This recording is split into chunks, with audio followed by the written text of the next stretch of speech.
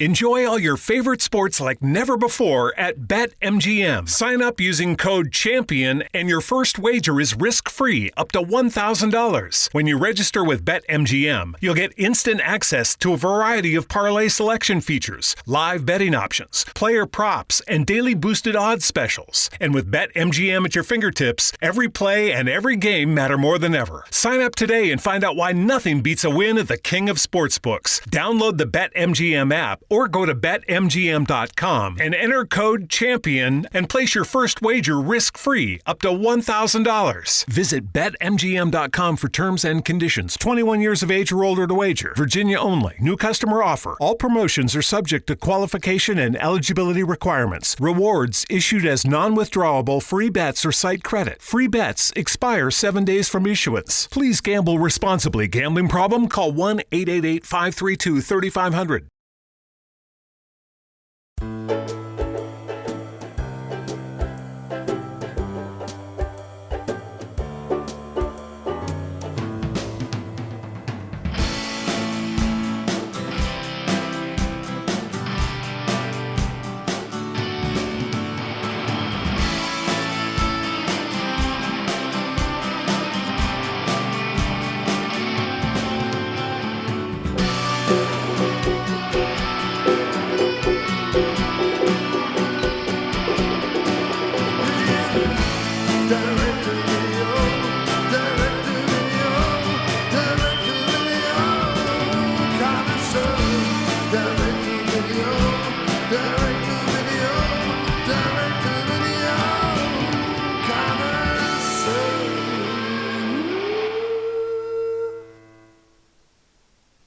Hello, everyone. Welcome to the Direct-to-Video Connoisseur podcast. I am Matt, and as always, I'm joined by Jamie. Jamie, how are you this evening?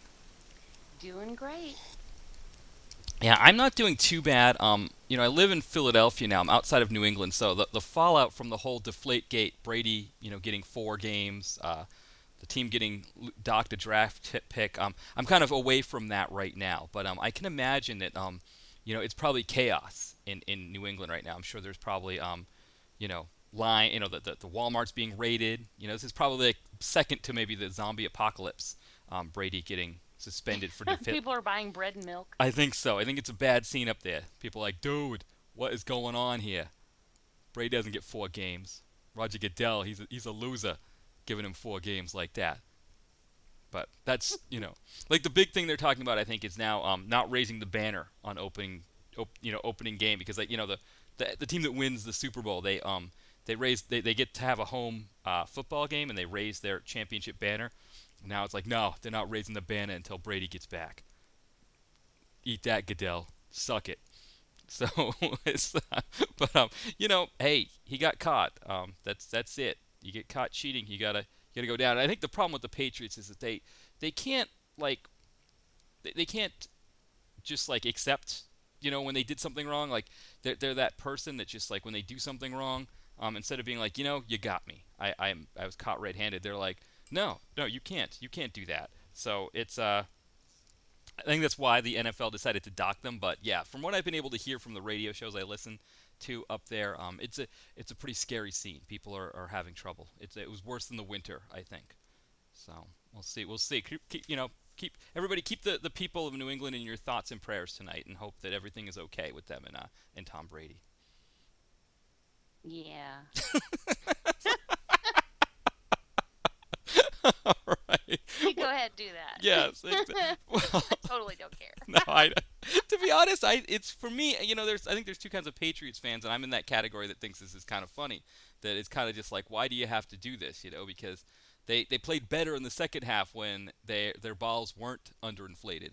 So it's like, why are you why even do that BS? But that's what it is that the Patriots cheat so that when they win, everybody else who doesn't root for the Patriots gets to make fun of me, and I don't get to enjoy them winning. So, hats off to the Patriots for making me have to eat it every time I think about my team winning the Super Bowl. I appreciate that. Mr. Brady, who didn't want to go to the president, visit the president, he too busy deflating footballs. Now, if I can make as good a segue as this, we are watching a film that is probably about as European as it gets tonight, even though it had quite a few Americans in it. We get to see the nice parts of Switzerland in this, I think, and or maybe they were all just Serbia, and some of them were packaged to us as Switzerland. But so it was good. It was good for me to be able to go to a part of the world that sees football as a sport where you actually use your foot, and so I didn't have to think about any. You occasionally use your foot in American football. Yes, you use your foot when you're giving up, right? You use your foot when you're settling for a field goal or you're kicking the ball to the other team so they can have it, right? You actually use your foot for a positive thing, And so, yes, exactly. It's a foot when I give up ball, I guess is what it should be called. Yes, but this movie, this is I guess we've had two European. This is our second European spy film here, the other being Erased with Aaron Eckhart. Brian just showed up. Excellent. So we've got our tech support in the building, which is good. But, Jamie, overall thoughts. How did you feel about this one? I think that it wasn't terrible. I don't think it was bad. I do think that it was very by the numbers. Mm-hmm. There was nothing really different or exciting about this than any other spy film that you see, except that there wasn't anything really different or exciting about it. Mm-hmm. It seemed, I don't know, almost lazy. Mm-hmm. And I kind of lost interest toward the end there.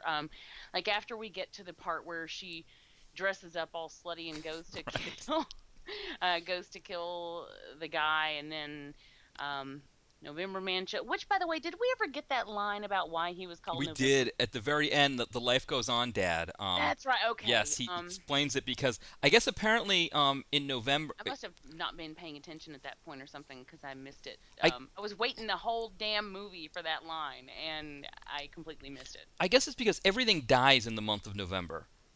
Which doesn't really count if you're south of the hemisphere. So that shows how this film is very elitist, right? I mean, we get to see, places like Switzerland. We get to that sense of European elitism, and now we get this sort of northern hemisphere bias, right? Because for people in Brazil and other parts of the southern hemisphere, in fact, everything starts to bloom in November. So that was kind of, I guess maybe they had to repackage this in Brazil and call it the, I guess the April Man.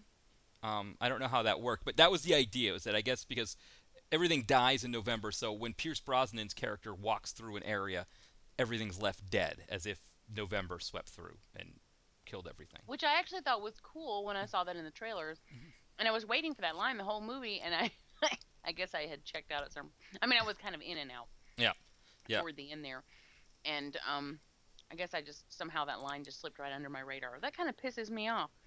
I was in and out myself towards the end. So there's probably things that you caught that I missed. So maybe the two of us can together we can stitch together a whole movie. Yes. It was you definitely felt every bit of that $1:48 runtime. And I was trying to think, how long was the Erased with Aaron Eckhart? Was that a 2-hour one, or was that about the same? I think it was probably about the same. I want to say it was under 2 hours, but it was definitely over 90 minutes. Yeah, and I can't remember. I think in that one maybe I was a little bit more sensitive to that one than you were. But I think both of us are on the same page about this one, that this one was a little long. It didn't need to go as far as it did. Well, especially since it just didn't have what it takes to keep you engrossed. Yeah. For a runtime like that. I mean, it just didn't, because I was there, I was in it, for a good long while. And then toward the end there, I just sort of started drifting here and there, and I'm thinking, that right there is the landmark of a film that's too long. It overstays its welcome. Mm-hmm. When you're in it. And if they had just kept to that 90-minute mark, I would have been in it for the whole thing. Yeah. I could have maintained it. But by going over it for as long as they did, is just, I didn't have that much to invest. I just didn't want to give it that much. And it's a shame, because I really like Pierce Brosnan. And I was kind of looking forward to this. I was like, ooh, spy. And spy movies are fun, and, action film. And I just didn't feel like there was a whole lot of intrigue here. And the story that we got was like, they pulled it from How to Make a Spy Movie book. Yes. Spy Movies 101, Chapter 4. Yes. And it just, I guess they kept it kind of timely with, like human trafficking and, like sex slave girls and stuff. But even that wasn't as, I mean, it was kind of hinted at, but I don't feel like it was ever really, you never really got deep into the world of it. So it wasn't, I mean, probably Taken did more with that than this movie did. I don't know. It wasn't all that exciting to me. It was very, CIA agent is retired, but he gets pulled out of retirement when the woman that he loves gets killed, and then and then he finds out, oh my God, the guy you thought was your best friend, or you've known forever, is actually the bad guy. Like, could you have been any more? And the plot twist expected? and we had the woman, I can't remember her name, from I think Olga Kolyenko or something, like from Erased, was in this as well, and she played the main female character, and same thing, the plot twist regarding her. Did we all saw that one coming too? Yeah, I mean, I actually was surprised. Okay, I saw that coming so far in advance that when it wasn't revealed really early on, I thought that I was wrong. Yeah. And I was like, oh, okay, well, maybe I'm wrong about that. And then it comes around, and I was like, oh, fuck. Yeah. I had this a long time ago. Why didn't you guys figure it out? Or at least get us there sooner. Yeah. If we all can see it coming, get us there sooner. There's no need for this extra stuff. The other don't act like I'm stupid. Yeah. The other thing that wasn't fleshed, or I wouldn't say it necessarily wasn't fleshed out well enough for me, but it kind of wasn't.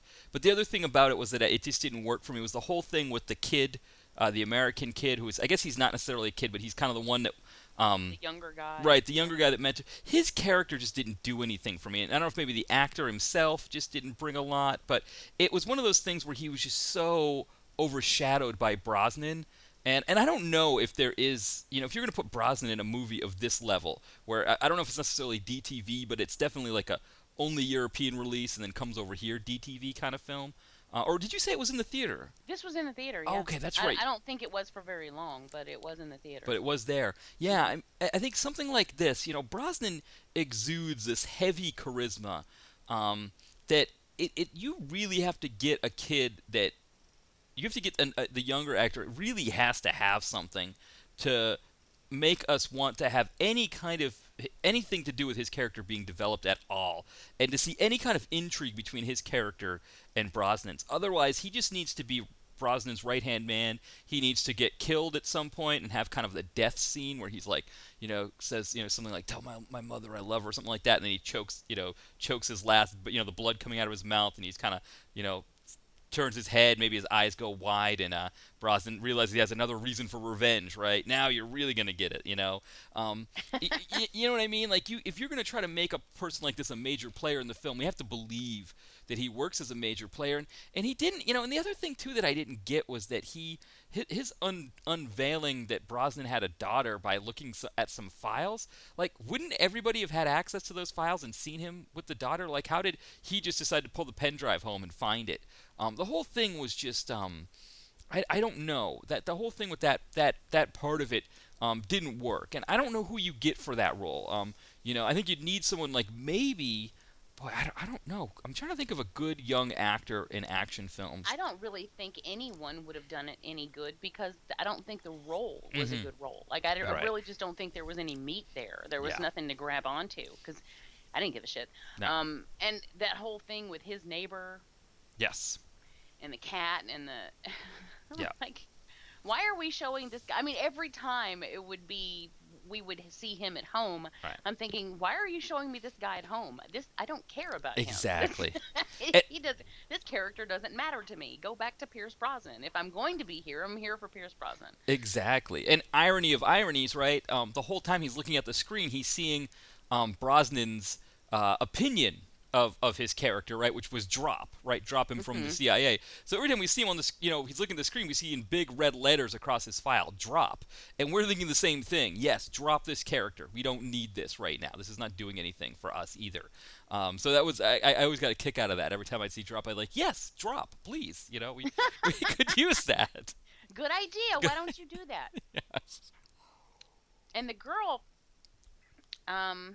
lead girl, the one from Erased, did she, in this film at least, remind you of Catherine Zeta-Jones? Mm-hmm. Because I kept saying that. I'm like, God, she reminds me of Catherine Zeta, especially when she got slutted up. It was really obvious then. But even way before that, I kept thinking she reminded me of her. Mm-hmm. I kept expecting her to do some, like, over-under wire belly crawl or ass in the air thing. Now, did she ever do a film with Pierce Brosnan? Catherine Zeta-Jones? Yeah. I don't think so. She was never a Bond girl, was she? I don't think so, no. This one, Yeah. Olga Kurylenko actually was in Quantum of Solace, it says. But and then, of course, she did. We know her from Erased before this. But so she was actually the one that was the Bond girl. But, yeah, I was trying to think if Catherine Zeta-Jones had done one, because that would be interesting if they were trying to, like, Yeah, and I don't recall anything with him. But see, I haven't seen Pierce Brosnan in a lot of stuff outside of Bond. Mm-hmm. The Mamma Mia, Yes. which is a completely different film. Right. I think much better. Mm-hmm. I really enjoyed Mamma Mia. You did. I know a lot of people didn't like that one, but I've never seen it, so I wouldn't. I loved it. I Yeah. did love it, even though Pierce Brosnan should not ever sing. Right. Yeah. I did love that film, but like I know him as Bond and Remington Steele. I was gonna say Remington Steele, which is on MeTV on Sunday. So sometimes, like if Jen and I are watching the Brady Brunch, if we happen to leave the TV on, maybe we watch the Brady Bunch in the other room, and it's kind of have we usually have brunch with the Brady Bunch. But we might leave it on. I might come in later, and there's Remington Steele. I want to come watch TV at your Right? house. Yes. You guys are awesome. Last weekend had some great Brady Bunches. It had the one where they go to that theme park in Cincinnati. And with the one where they lose the tube with his hands in it? Yes. Oh, I love that episode. Alice, man, Ann B. Davis, she could run when she had that tube. She was like bolting through that park, like she just went for it. I was like, wow, Ann B. Davis, And her character was always getting backaches and things like that, and like getting hurt, but she just flew there. She could get after her. No wonder Sam liked her. I bet she was a good bowler too. Yeah, well, she was. They'd have their bowling league nights all the time. Yeah. Throwing her the meat. Right, exactly.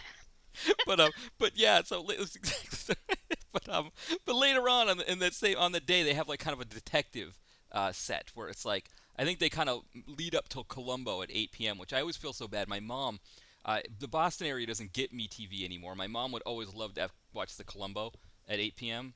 on MeTV, and they got rid of it. The Boston area got rid of MeTV, so she doesn't have that anymore. And so I always feel bad when I see that that's on, because I know, she would usually DVR it skip the commercials. I mean, they were all ones that she'd already seen before, but she always enjoyed them. She'd be like, oh, this is the one that had Dick Van Dyke, or this one that had Ricardo Montalban or whatever. But it's like kind of the detective hour, and I always see him there. Brosnan there, and so for me it was kind of funny seeing him in this film because now we're like 30 years later, and on the surface you see him in Remington Steele and you think, boy, he hasn't aged a bit, because he looks you almost feel like he looks exactly like he did in those Bond films, but you watch November Man and you can see he's definitely an older guy, but I kind of felt like they worked the fact that he was older good. Like I thought when he was fighting the American kid, he was kind of having to use certain resources around him to fight. Like they didn't make it like he was just going to kick his ass.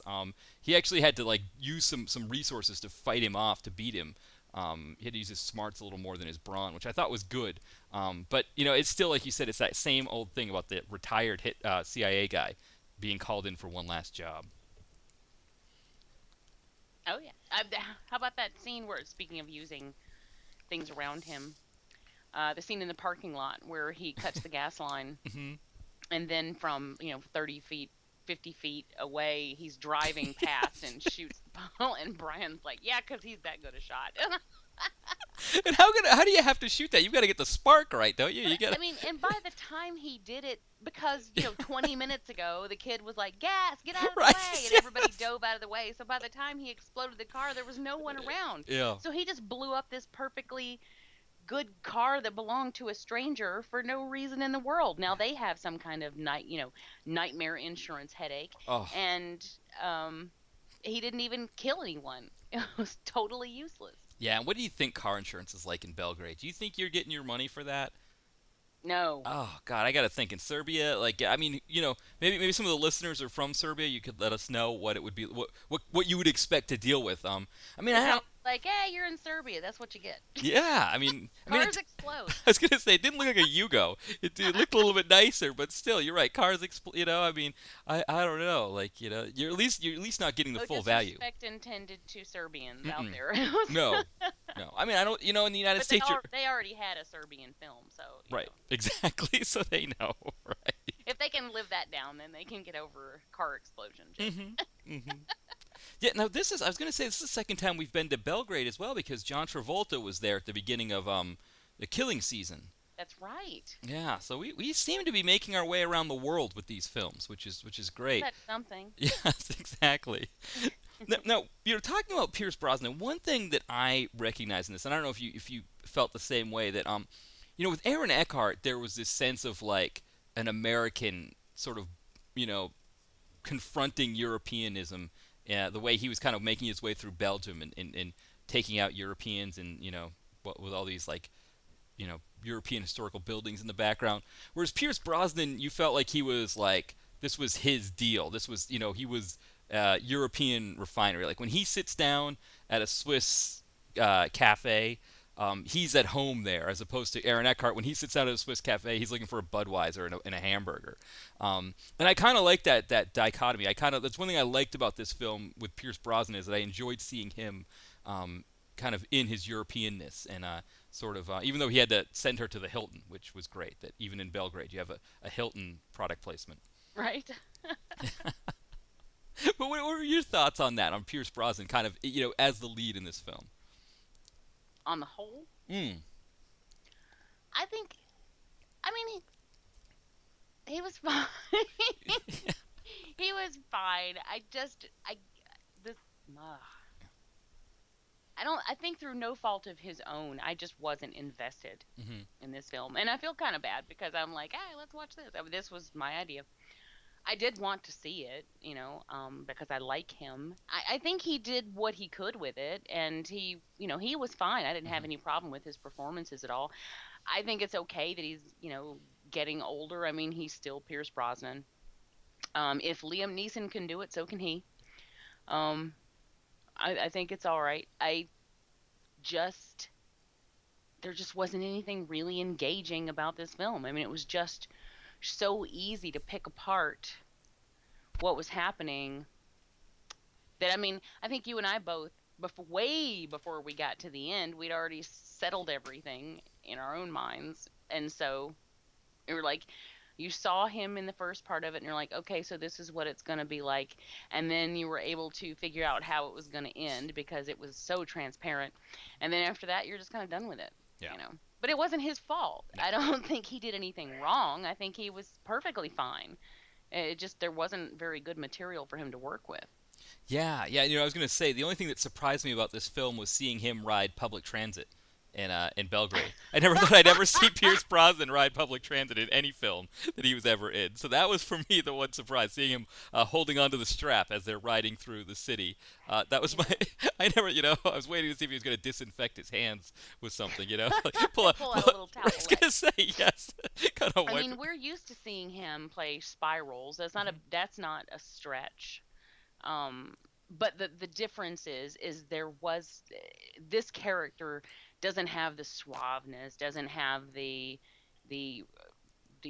presence or the neat gadgets or the it just doesn't have the same profile as, say, like a Bond film does.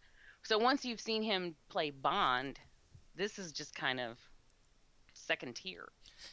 Yeah, and I think there were some other places that this film could have gone that it didn't go, based on kind of what you're saying there, where there's no cute gadgets, there's no cute spy stuff there, and like one thing that was interesting was we had a sort of a spy versus spy element that we never fleshed out, right? There was this other assassin from Russia, a female assassin, right? I mean, she looked like she could be the goods as Brosnan's adversary. She looked like Lara Croft, like when all right, she didn't have the face of Lara Croft, but when she first got there and went into the hotel, and you saw her like unpacking her gun, and then she did that like Van Damme split thing.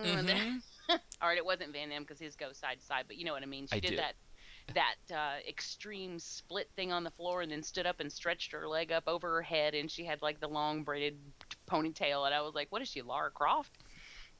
And I thought, wow, we should expect something really badass from her. Yeah. And didn't. And not only did we not get it, but she wasn't she taken out by the main female, the one that was in a race? Wasn't that who took her out? An untrained, so. You know. Yeah, pretty much. And then I was kind of done with her when she shot her informant in the back of the head after he, the computer guy. Yes. When he was giving her all the information, and then she's like, "Thank you," and then she shot, and I'm like, he was probably a useful guy to have around. Why? Yeah. Do you think you're never going to need him ever again? Yeah. You just go plowing him in the back of the head. He was a nice guy. But I don't know. We just didn't get really anything from her. We got the one scene where she goes to the restaurant to meet Mira, and she's going to kill her at the restaurant. And then, of course, Pierce Brosnan shows up, gives her a call, and tells her, run away, run away, which to me was just a very flaccid scene. Mm-hmm. That whole thing, it could have been much more exciting. And she at that point, I'm thinking, wow, I kind of figured the way they played her up, I thought she was going to be much more of a badass than that. And she just kind of stands there while her Mark runs away, and then we don't see her for a while. Yeah. And then we see her again, and it's just, it just seemed really empty. Like, why do we even have her? What was the point of her? I was going to say the same thing, and one of the things they really do in there, isn't this I think this is like bad script writing 101, right? Where she goes to pick up a butter knife, and she's going to use that to kill. And so we get this sense that this is a really like a highly trained killer if she's going to use a butter knife to off someone. And then they never go back to that again. And I think, isn't that like script writing 101? If there's a gun in a scene, you've got to use it or something like that. Like, or something. Yeah, if there's a gun on the table in Act 1, that gun is going to be fired. Yeah. Or I forget exactly how it's worded, but yeah. Yeah. And so I think that you're going to use the butter knife. If you're going to set it up like that, if you're going to do the split, all that stuff. I feel like that this was the character actually. Now that I think about it, this is the character that would have worked as the instead of this whole like mentor versus mentee or whatever student kind of thing that really didn't work, and that character didn't work, and I don't want to blame the actor so much because maybe it was the writing, but the whole thing didn't work, right? It was all sautéed in wrong sauce. She was the one that could have done it. Right, she could have, we could have had her off the mentor guy or the American guy with a butter knife. That's what it would have been nice, Like, let's see him take her down, see her take him down with a butter knife. Now Brosnan wants revenge against her, and the life goes on, Dad. I think that would have been really nice to see that kind of work out. And if the plot twist is that she's working with the life goes on, Dad, I'm cool with that too. But yeah, she needed to have a bigger role. Like, we need to, as they kept telling us in the film, drop the other guy and bring her role up some, because she was a very intriguing character and she just was never fully fleshed out and never used properly. Well, maybe that right there is part of what was inherently wrong with this film. Maybe it just didn't know what it needed to be. Mm-hmm. Because we had the mentor versus protege thing going on. We had he's got a daughter, he's got a dead woman that he loves that got killed thing going on. We've got this Russian spy who should be a badass who comes in and doesn't really do anything going on. We've got this like undercurrent of human trafficking and sex slavery going on. We've got all of this shit, and nothing ever really bubbles up to the surface. Like, not one of those comes to a satisfying conclusion. Yeah. Or is used in a satisfying way. Yeah, and it does feel like the kind of script that if you were in a script writing class and you presented this script, I think the professor would give you a C and say it's too predictable. Yes, it's too predictable. It's too convoluted. There are so many things going on, and none of them really work within each other. And then, but then the things that do end up happening, you see coming a mile away. Yeah. So this is, I mean, this to me is like a script that was written over, like, on a plane flight from New York to LA. The guy was like, we got a movie with Pierce Brosnan, well, we need a script. And the guy's like, I'm on my way. He jumps on a plane in New York, flies out to LA, and by the time he gets to LA, which is like, what, a 5-hour flight, he's got the script. And that, to me, is exactly what it feels like. Yeah, yeah. And you know, it's funny, when we think about Erased, you know, Erased had...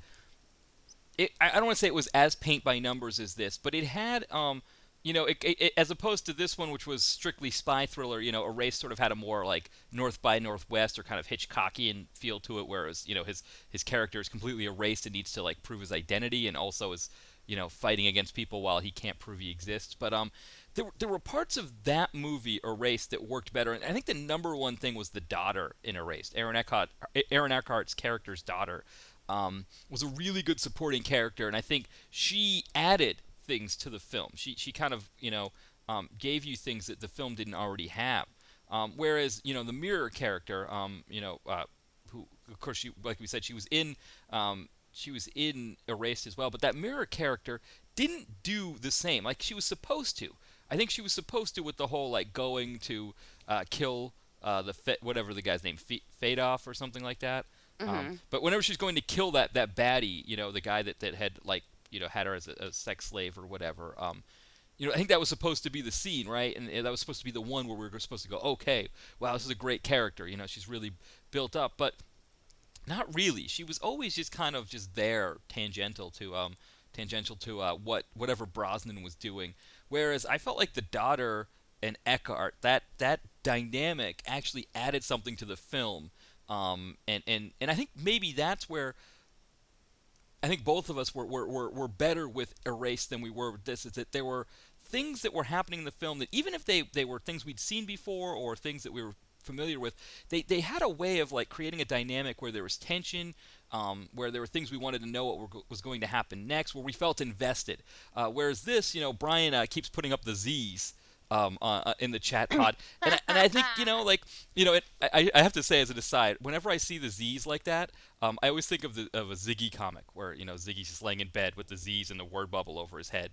I don't know. I think that's must have been the first time I ever saw the Z's before, but yeah. So, but I think that, you know, I think that's where it's almost like every place that Erased zigged, this film zagged, and it ended up just being a situation where we just felt like, okay, you know, again, like you said, we know what's going to happen next. Everything played out exactly the way we expected it to. At the same time, I mean, you know, like, you know, Brosnan was fun. Actually, I don't even know how fun Brosnan was. This wasn't like James Bond, like, you know, bantering or anything like that. He was a dark, brooding kind of character here. But yeah, it just it didn't have enough to keep us invested, which is, I think, the most important film with most important part of an hour and 48-minute long film. Yeah, I mean, if you're going to have the balls to make your film that excessively long, because really, it doesn't sound like 18 minutes is a long time, but in movie time, 18 minutes is a long fucking time. Mm-hmm. It really is. Even in real life, if you're waiting for something to happen for 18 minutes, like 18 minutes, you can cook rice-a-roni. Yeah. You know, and that is a long time when you're waiting for your rice-a-roni to cook. Yes. So it's if you're going to make your movie that excessively long, then you had got to make it worth it. Mm-hmm. You really have better give me a reason to want to sit there that long. Yeah. You know, and I just don't think that this had it. No, I agree. And, you know, I was trying to think of things that, you know, like, again, the whole thing with the Life Goes On dad as his buddy who ends up being the one that's the baddie, the one that turns on them. You know, we all saw it coming. it's too easy when we're watching the film. I mean, this is just like every mystery, right? Every time you watch a mystery, and the person, except for Columbo, right? Because Columbo always knows who the killer was right away, and we get to see who the killer is. But every mystery, it's like the person that we think is the baddie, the one we think who did all this stuff, is never the baddie. And in the spy film, it's always, right, the best friend is the one who did it. So we see this coming a mile away, yet they do this whole aside thing where there's like a power struggle in that CIA branch between the Life Goes On dad and somebody, whoever that other guy that was the jerk guy. We didn't really need to spin our wheels for that. There was nothing in that we needed to be like spinning our wheels for. Why not just keep the Life Goes On dad in charge and, have him helping Brosnan out, and then Brosnan finds out the truth and, is like, oh, I got to, deal with my best friend now. And, suddenly Life Goes On dad turns out to be the baddie. That's like 15 or 20 minutes right there that we didn't need. On, Dad. Yes. I always kind of think in terms of TV dads. I think he's one of the... I do that too. Yeah. I do exactly the same thing. It took me a while to figure out why I knew him. Mm-hmm.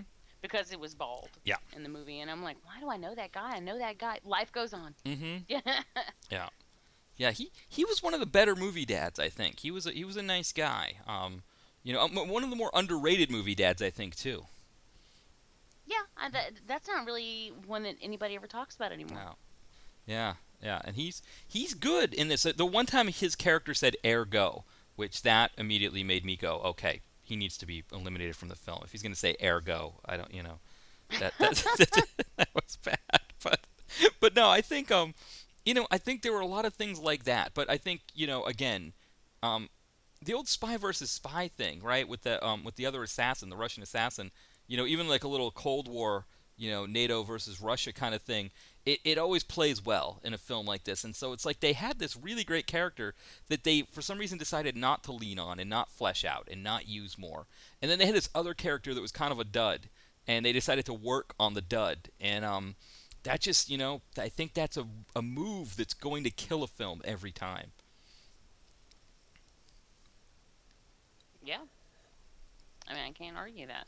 Yeah. I think, I don't know. And when you were talking about the fact that you're talking about the lack of gadgets, I kind of started to see, if this was a simpler film, shorter run time, less cast, maybe more of the whole intrigue and killing people and stuff like that, and less of the computers are magic kind of thing that we got in here. I think that may have played better. I think that may have been more fun to watch. Maybe some more seedy Belgrade bars and less Hiltons. I think that may have been a better film. Maybe. We did get that drone scene, which was kind of neat. Mm-hmm. It prompted me to ask, how long before drones were just flying around everywhere watching everything, right. Like in They Live? Mm-hmm. But I digress. I think you probably would have been right, because I did enjoy that strip club scene. Mm-hmm. And I do tend to like seedy places in movies like this. Mm-hmm. Especially when you have Pierce Brosnan walking in and he clearly does not belong. Yes. I mean, like, sit him next to that pimp guy and it's like one of these things is not like the other. Yes, he's ordering some Glenlivet or something like that. Well, he's yeah, that was definitely, but I think that would have been interesting to, if you're gonna have a character like him, get his hands dirty, get him in there, get him dirty. Let's get that collar ruffled a bit. Let's get that gray hair a little less well coiffed, and and really make it dark. But yeah, again, one thing that character, the Russian character, had me thinking is, there must be a whole wealth of Russian gymnasts out there that could play assassin in direct-to-video movies. Who could play an assassin? A wealth of Russian gymnasts. Oh, yeah. Did you think I said Welsh? I thought you said a Welsh. A Welsh. There must be a Welshman of Russian gymnasts.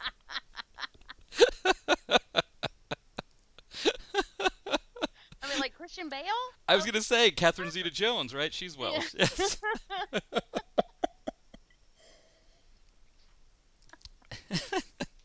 And wait, you actually said Russian gymnast? Russian gymnast, because it looked like she must have been a Russian gymnast. It seems like, you could just pull them. Just be like, hey, okay, your Olympic career's done. You're 15 and a half. What do you think about playing an assassin in this direct-to-video movie? And your career is over. Yeah. So, it's time to be an assassin. Time for you to be an assassin. It's time for you to start killing people in this new Seagal film. Here we go. We're going to be shooting it in Romania. It's funny you should say that, because while I was watching this film and I was looking at, like, okay, for instance, the girl, I don't know her name, Tits. That's what the guy. That's what. Oh right, yes, her, yes, another Home character that was kind of useless. Life goes on. Dad was calling her. He called her Tits. That's right. The whole time I was like, well, she's kind of young. Like, how does she get into this? You know? And then I'm like, how exactly does one get into the spy business? It's like, it's not something like when you're little, you're like, I'm going to go to spy school when I grow up, and I'm going to be a spy. Like, how do people who end up in that career, how do they do it? You know? Well, how do they know to do it? I think maybe start in the Army, and if you're in see, that's what I was wondering. If like you'd start in the military, or maybe like FBI, or I don't know. I kind of landed with military, but I don't know. I mean, I'm sure every one of them isn't like Bridget Fonda and gets sort of kidnapped and forced into it. Well, remember in Grosse Point Blank, right? That John Cusack's character says that he fit a certain profile, right? When he took an IQ test or something like that, he sort of had sociopathic tendencies that led them to think, maybe he should be an assassin. I mean, I think that's what it is. I think early on in your military career, maybe but I think also the CIA thing, it might be too that you take a certain career path, maybe something that languages, I think especially could be good for you, but things like that. And yeah, you look like you may present a certain set of skills that make you good for the CIA. I know there's a woman who used to be in the CIA that they interview a lot on the Young Turks when I would watch that show, and they would talk about she would talk about what it was like being in the CIA, being kind of undercover, doing those things. Was Pierce Brosnan's character didn't really do the undercover thing; he just did the killing thing. Yeah. So he's And I think that was maybe another part that was missing too, is it didn't seem very well rounded. I mean, we didn't get or at least I didn't get a sense of exactly what his life was. Like who he was, except that he was active from 1977 to 2008, and I'm guessing he was just assassinating people.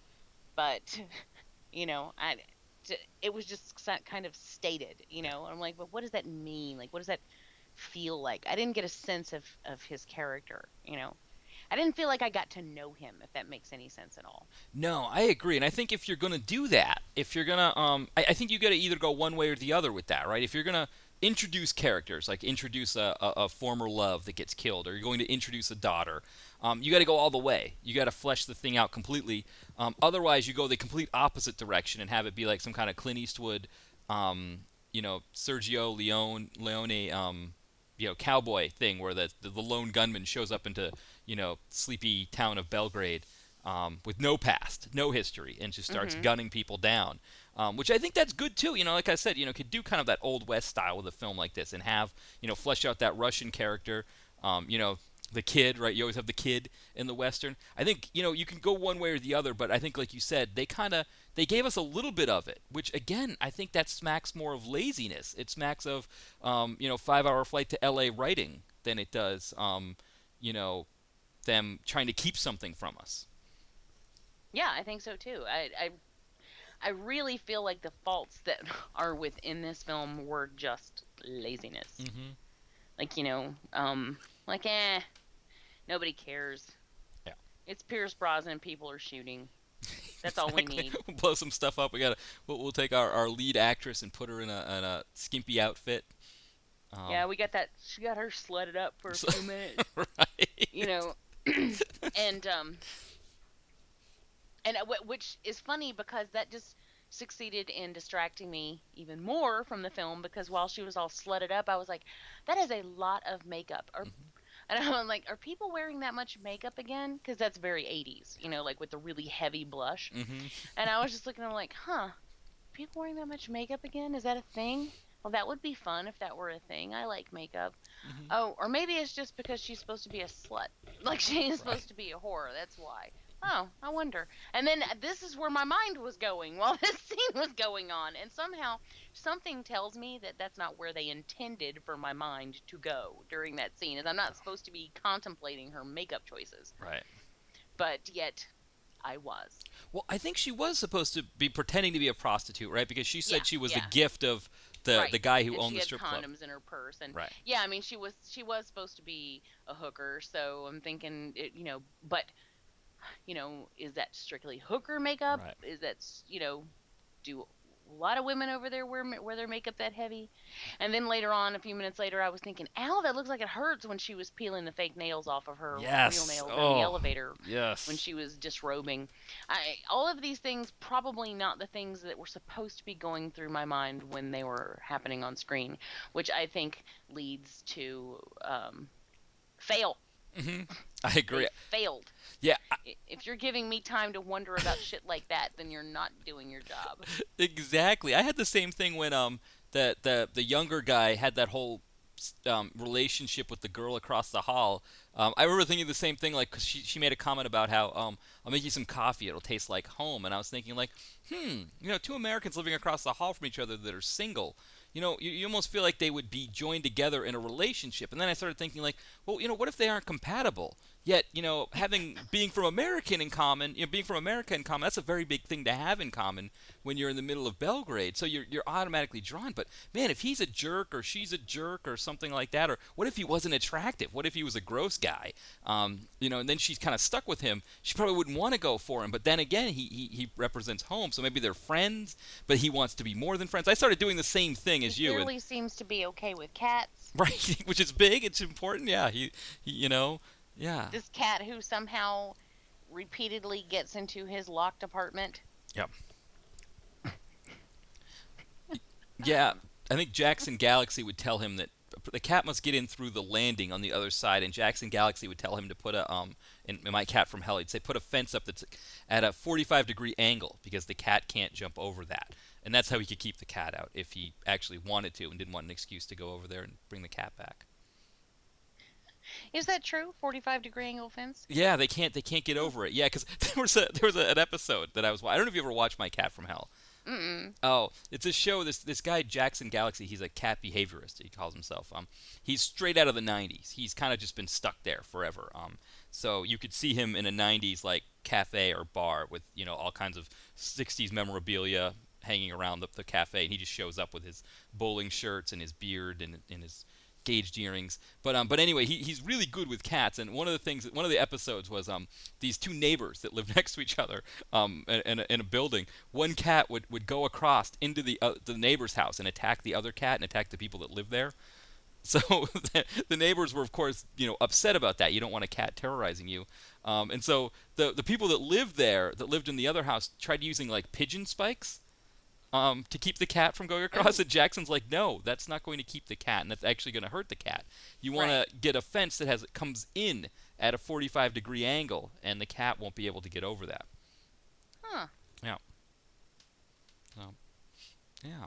I mean, and I would say 2 back-to-back episodes of My Cat from Hell would have probably been more fun. It would have had more intrigue. There would have been more and of course, at the end of every episode that the cat stays, that he fixes the cat and the cat stays with the family and everything's okay. But yeah, Brian said science, yeah. But I think there's more intrigue in an episode of My Cat from Hell and wondering if the jerk boyfriend is going to be okay with the cat living there, and if the girl's friend's going to be able to get the cat to stay and be happy. And if it's going to stop peeing around the house and doing the other bad things that cats. Did they have an episode about that? Yep, they've had the peeing around the house. They've had ones that poop around the house. They've had, I am watching this show. Yeah, they have all kinds of them. So the big thing that he seems to be on the big thing that he always drives home is shelving. Apparently the cats like to be up high in shelving, but But yeah, the other thing is litter boxes. I guess sometimes they try to mark or something. I'm not sure, but. Yeah, it's a great show, and yeah, like I said, even though at the end, that he's going to get the cat to stay. It's how he gets there each time is a little bit different, and so that's kind of where that show has more intrigue than this movie that we watched tonight. On why you'd have spent better time. What? On why you'd be tending your spine better. What? Christ. On why you'd be spending. Thank God this is a live show, let me tell you. On why you'd be better spending your time with my cat from hell. Yes. Than November Man. Than November Man, yes. I think I'm with you though about this movie that going into it, it looked like it had the goods, and we did have. I'm not gonna say we had good luck. I want to say with Eraser. I think we both kind of enjoyed that one. Yeah, I liked that. Yeah, and I think that's what we thought the worst was going to happen to us here. Which we've thought that before and we've been wrong. So it's not I mean this isn't the worst that we've seen, but it's a little, like you said, it's lazy, and we pay for that. Mhm.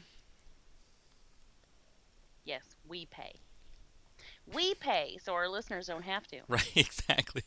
That's right. We're paying so you don't have to. So exactly.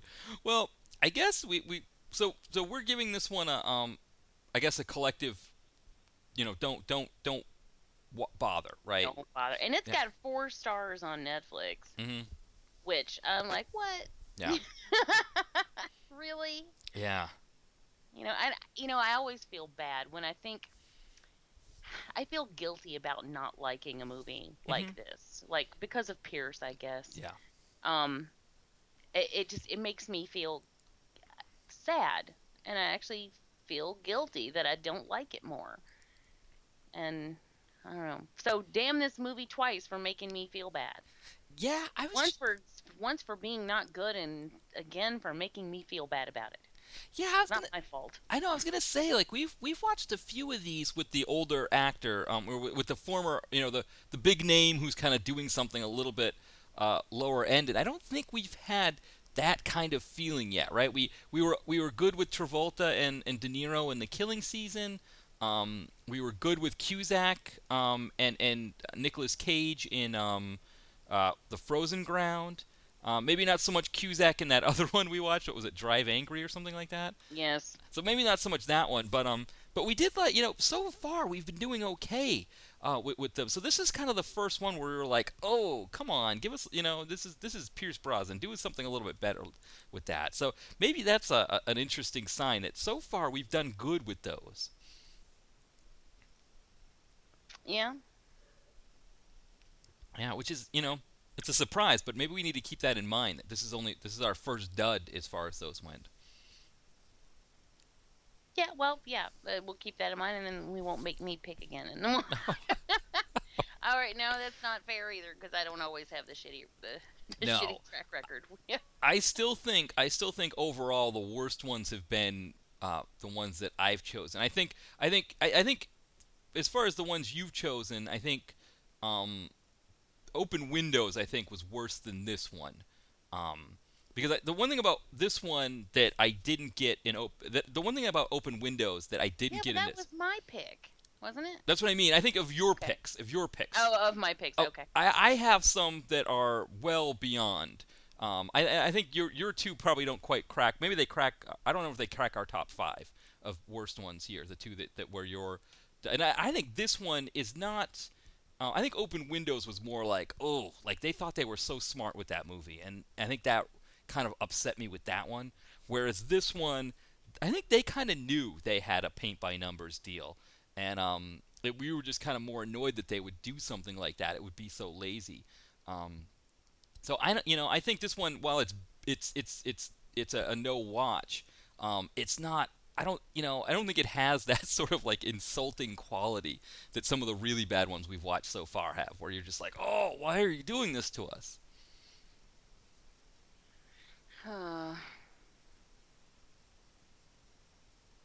Yeah, I think you've still got a pretty good record here. I mean, I'm looking at the legendary pictures that are still on my my dashboard. So that's one that comes to mind. Yeah, that trumps them all. Yeah, Ambushed, another really rough one. P90X. Or whatever that one was called. Yeah, I've got a few. I've got Brian has the scars from the ones that I've picked. I don't know if any of yours have scarred him the way that some of my rough ones. No, they just bored him to tears. Oh man. Well. So I guess we'll put this one to bed. Again, I think the only saving grace Without its supper.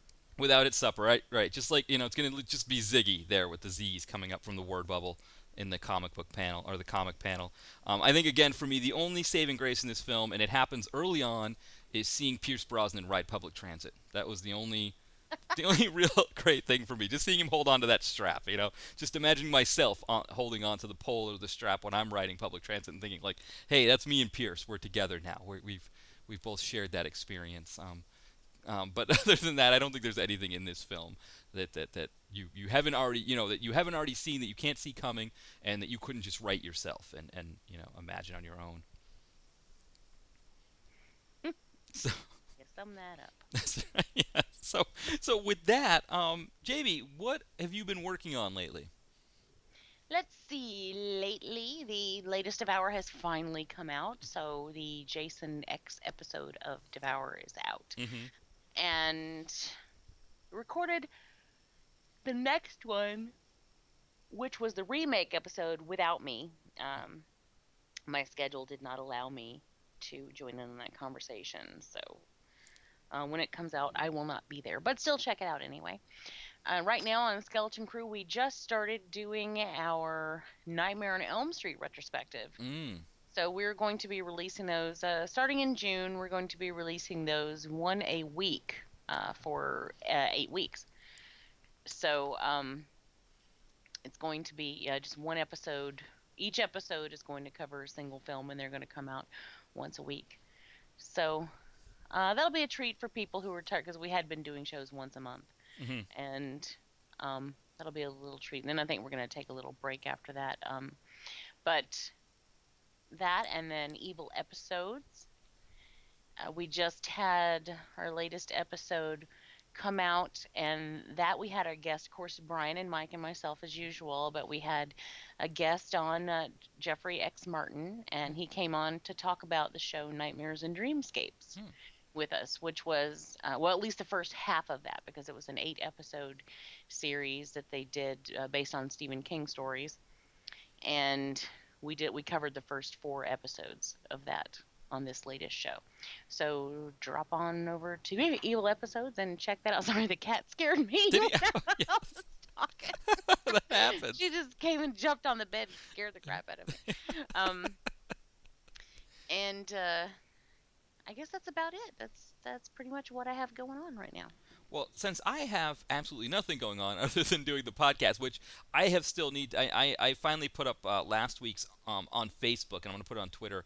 But I did actually put it up right away because I can't remember who it was that commented on your page about It was Eric. Eric, that's right, Eric. Yes, and so I feel bad, but I'm going to try at least to get them up as soon as I can. On iTunes. So if you're subscribed to iTunes, you'll have it. But I need to try to remind myself, get onto Facebook, get onto Twitter, and let people know when they're up, just so they can see them.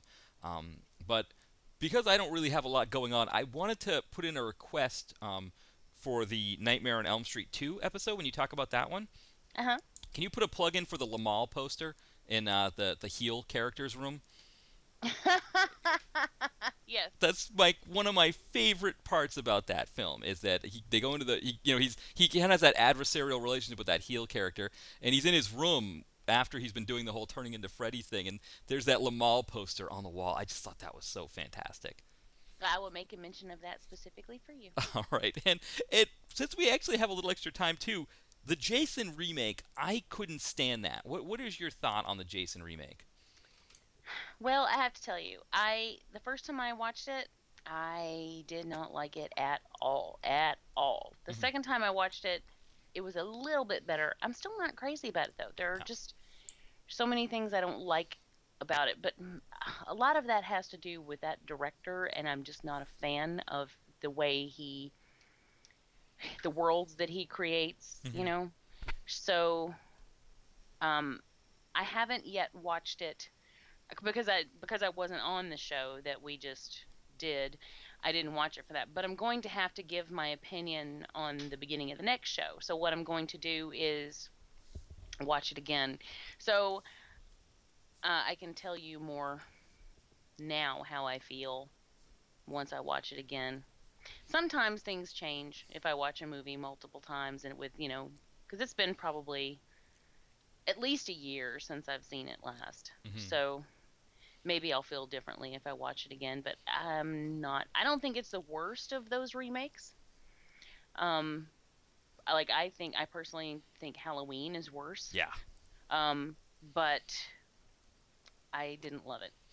Yeah. Not close. Not even close to loving it. No, the only thing I liked about that was the heel character in that one. So it seems like the heel characters have the most fun in these films. But the heel character is having sex with a girl, and he says to her, "Your tits are stupendous." I always loved that line. But otherwise, that one didn't work. I agree with you about the Halloween thing being worse than that one. But that one, the thing with the Jason one is I watched it and I was like, why? Why are you even remaking it here? At least I guess with the Halloween one, Rob Zombie tried to do something different or tried to make it more brutal, whatever he tried to do with it. But which I didn't like it, but at least he was trying to do something with it. This was just like, it was just like they were, making, I don't know. It was, I felt like it didn't, there was just no point other than to make money off the name. Otherwise it didn't do anything. I mean, what, Jason is a master electrician, I guess? That was the one. That was So all that time he's an expert archer and a master electrician, so he can just wire electricity throughout an entire. Oh, that's right. I forgot. He's also a civil engineer because he can create tunnels too. Right. Right.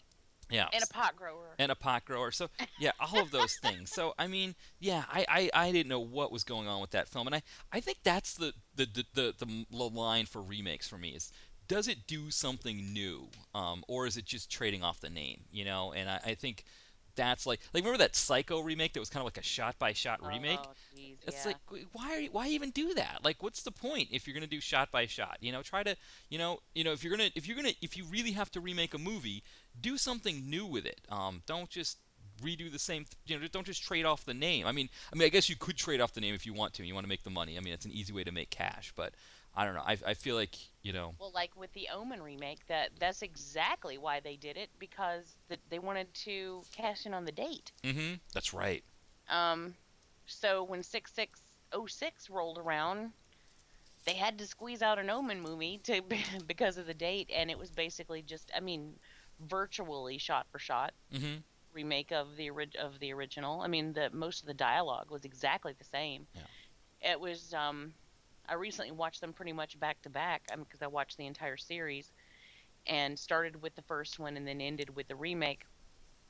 And it is just astounding how much exactly alike it is. I mean, so it's not a bad movie because The Omen is an excellent film. It's just completely unnecessary. Right.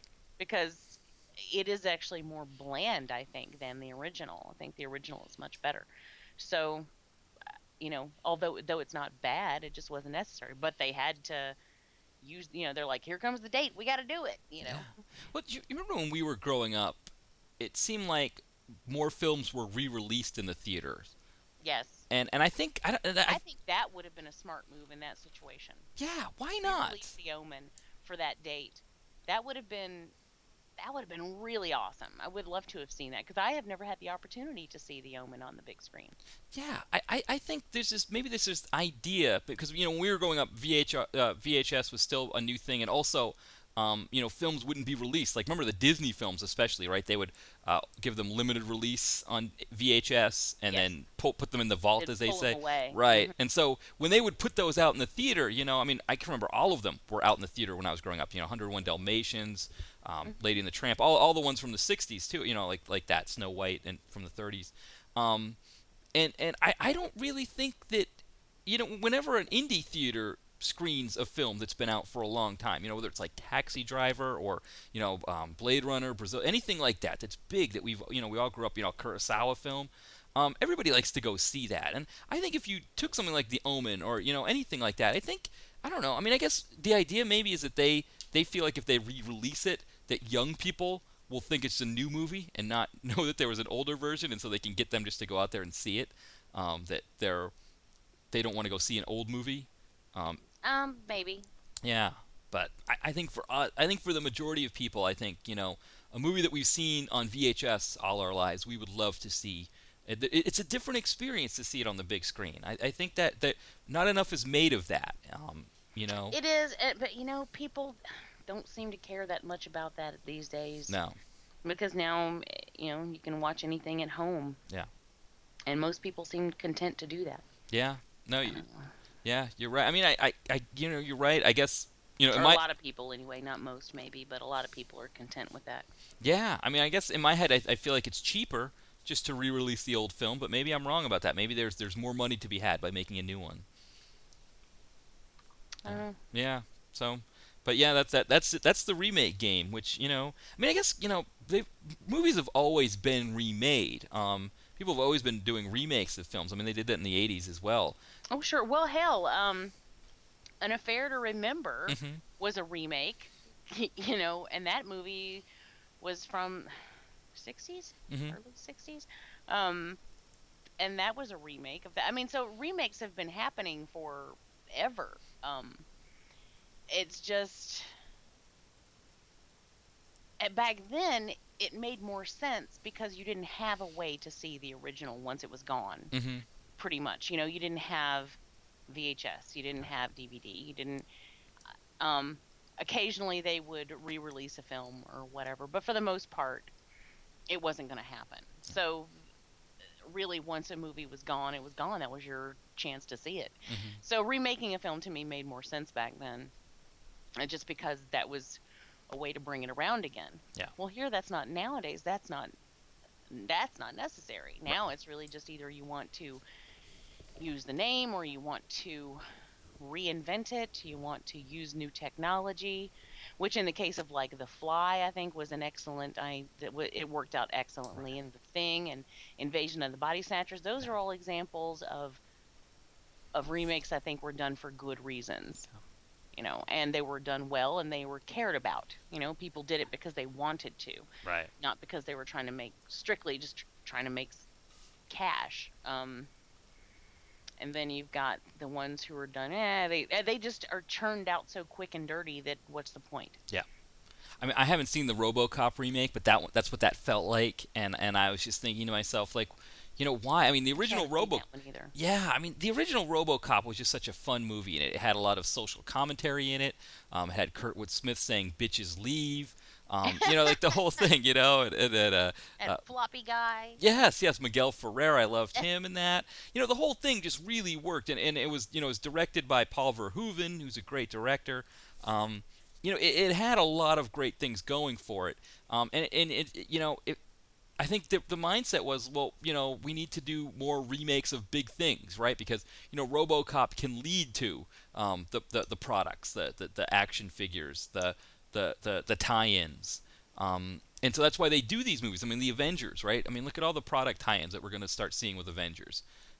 This summer is going to be chock full of every soda can's going to have somebody on it, and every and I still don't understand the whole Thor thing, because when we were growing up, Thor was like, I think he was in a Hulk TV movie, and that was about it for Thor, and suddenly he's a big deal now, He was in Adventures in Babysitting. Oh, that's right. Oh my, that's right. I forgot. That's right. That's right. Okay. All right. I can go with Thor now. All right. I'm better with Thor now, remembering that. I'd forgotten all about that. That's right. I still remember him throwing the porn out the car window. It was a Playboy, right? He stuffs it up. Yeah. That was. Oh my God. What? See, now that I have a. Didn't they remake that movie? Adventures in Babysitting? I think that got remade, didn't it? No, if it did, I missed it. Yeah, I thought. It did Karate Kid. Yeah, everything's got to be remade. We just gotta, Oh man, I mean, well, why don't they remake movies that weren't good and improve on them? Like, why don't they remake November Man and make it good? That's what they should do. Remake. Yeah, remake it, fix it. George Lucas, he's all about tinkering with his old movies. Why don't we'll just take a 3 Men and a Baby and remove Steve Guttenberg and put Humphrey Bogart in there. So Humphrey Bogart is in 3 Men and a Baby. I think that would be an improvement on that. But I don't know. I'm kind of just, I don't know, coming up with that, But I think that might be an interest. That's the way that remakes should be. But I guess they can't do it that way, right? Because you want to remake something that's successful because the name is already there. Mm-hmm. No. Well, so that's what you've got going on for so the Jason remake. We're not going to be able to hear your opinion on it, but which is too bad because I kind of like this conversation we had about remakes. I think is a good one. Maybe we should find a remake for us to look at and in the future. Oh, not a bad idea. And maybe that RoboCop, that one's on Netflix. Maybe we'll have to put ourselves through. We'll see. We'll see if it's a long one. Maybe we don't need to do it. But maybe that's an idea for the future. Brian said skip it. I will. Okay. So all right. Perfect. We did do the Dredd remake on here, didn't we? We did, but that was yeah. Now was that a remake or was that like another adaptation? How would that? I guess it was I guess it would count. Well, I guess it would just be another. A better adaptation. It was an improvement, right? That one was an improvement. So yeah, that's what we want to see. Improvements. Right, exactly. That's the kind of thing that you want to see is them doing it right. Although I still have some love for Judge Dredd. That movie is ridiculous, but I enjoyed it. It works. All right. Well, let's leave it there then. Let's leave it on a good note of that the Judge Dredd remake and the fun that we had with the Stallone one, because November Man did not leave a good taste in either of our mouths. So we'll leave it there. It's cold. That's right, exactly. It was a cold November rain, Axl Rose style. That's right. All right. Well, thank you everyone for joining us this week, and we'll see you next week here at the Direct to Video Connoisseur podcast. So have a great week, everyone. Yep. Bye. See you next time.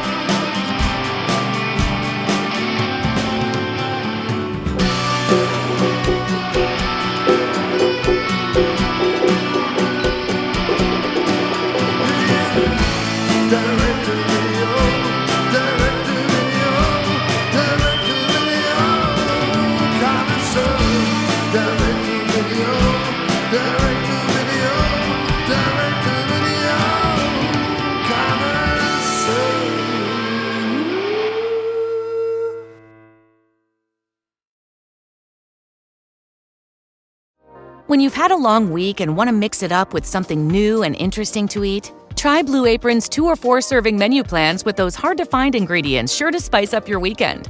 With 60-plus options each week, you can choose from an ever-changing mix of high-quality meat, fish, vegetarian, WW recommended, and wellness offerings.